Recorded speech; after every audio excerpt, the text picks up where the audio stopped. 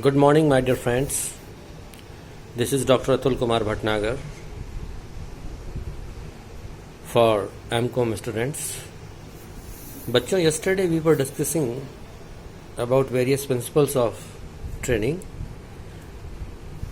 Today we again discuss about some more important effective principles regarding training. क्योंकि प्रशिक्षण में जो सिद्धांत बताए हैं उन सिद्धांतों का पालन करना बहुत ज़रूरी है। मैंने आपको कल भी बताया था, व्यक्तिगत भिन्नताओं को भी हमें ध्यान रखना चाहिए।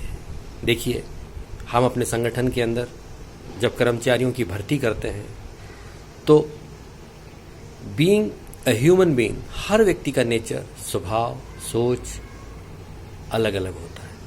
हर व्यक्ति की ग्रैस्पिंग पावर भी अलग होती है। हर व्यक्ति किसी भी चीज़ को किस रूप में समझता है वो भी उसका सब कुछ सोचने समझने का दायरा अलग होता है। तो जब ट्रेनिंग हम देते हैं तो हमारा जो ट्रेनर होता है उससे इस चीज़ को बड़े बारीकी से ध्यान में रखना होगा कि जो चीज़ सिखाई जा रही है वो हर व्यक्ति के मन और मस्तिष्क में अच्छी तरीके से उतर जाए।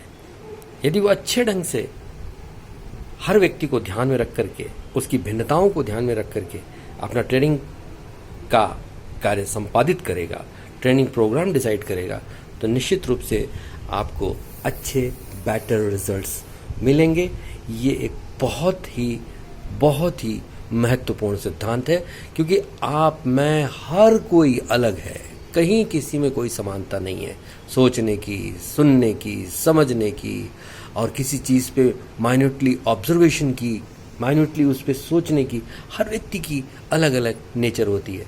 तो ये सिद्धांत इस बात की व्याख्या करता है कि इन व्यक्तिगत भिन्नताओं को ध्यान में रखते हुए हम ट्रेनिंग प्रोग्राम आयोजित करें। इसके अलावा अगला सिद्धांत आता है प्रशिक्षण के उद्देश्यों का भी निर्धारण किया जाना चाहिए। क्योंकि बेसिकली बच्चों, ऑब्जेक्टिव्स के बिना ट्रेनिंग हम दे रहे हैं तो उसका भी कोई उद्देश्य नहीं है। आपको डिसाइड करना होगा कि प्रशिक्षण का उद्देश्य क्या है। It should be decided very first time. जब आप ट्रेनिंग दे रहे हैं उससे पहले ये डिसाइड किया जाना चाहिए कि इन टारगेट्स को हमें इस छोटे या बड़े या लंबे ट्रेनिंग प्रोग्राम के जरिए पूरा करना है। तो यदि हमने इनको पहले डिसाइड नहीं किया है तो हम अपने मूल्यांकन का कार्य किस तरीके से करेंगे। सो it is again very important principle regarding training that you have to decide your basic principle or basic objectives of your training so that you can evaluate each and every personnel in that particular training program. तो उद्देश्यों के आधार पर ही, किसने कितने targets पूरे किए के आधार पर ही हम उसका इवेल्युएशन इफेक्टिवली कर पाएंगे। इसके अलावा अगला सिद्धांत आता है बच्चों, व्यवस्थित होना चाहिए, well arranged. Training programme should be arranged, well arranged. मतलब वहाँ एक अच्छा रूम हो, ऑडियो विजुअल सिस्टम हो, हर चीज़ वहाँ पर वेल फर्निश्ड हो। सारी व्यवस्थाएं आपको अच्छे ढंग से करनी होंगी ताकि प्रशिक्षणार्थी के ज्ञान और चातुर्य को हम अच्छे से अच्छे ढंग से सिखा करके उसका भी हम उपयोग कर सकें। इसलिए हमें इस चीज़ पर विशेष ध्यान देना है कि हमारी जो प्रशिक्षण की विषय वस्तु है वो ज़्यादा बोझिल ना हो जाए। इसलिए हमें व्यवस्था के ऊपर विशेष रूप से ध्यान देना होगा। इसके अलावा अगला सिद्धांत आता है पुनरावृत्ति का सिद्धांत, कि यदि हम अपने ट्रेनिंग प्रोग्राम को प्रभावशाली बनाना चाहते हैं तो हमें अपने ट्रेनिंग सिलेबस में कुछ ऐसी बातों को शामिल करना होगा जिससे कि रिपीटिशन होता रहे। क्योंकि रिपीटिशन जब तक नहीं होगा तब तक आप उस चीज़ की सिखलाई इफेक्टिवली नहीं दे पाएंगे। तो आपका training syllabus should be repetitive.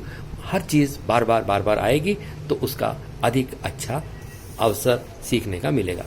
फिर आता है प्रतिपुष्टि का मतलब होता है फीडबैक।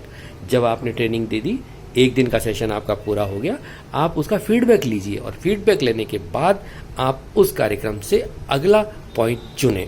क्योंकि कहीं ऐसा ना हो कि आप जो है तुरंत गाड़ी अपने फ्रंटल मेल की तरह लेके भागे जा रहे हैं ना। आपको हर चीज़ का फीडबैक लेना है और उसके बाद उस काम को सही ढंग से अंजाम देना है। This is all about training principles.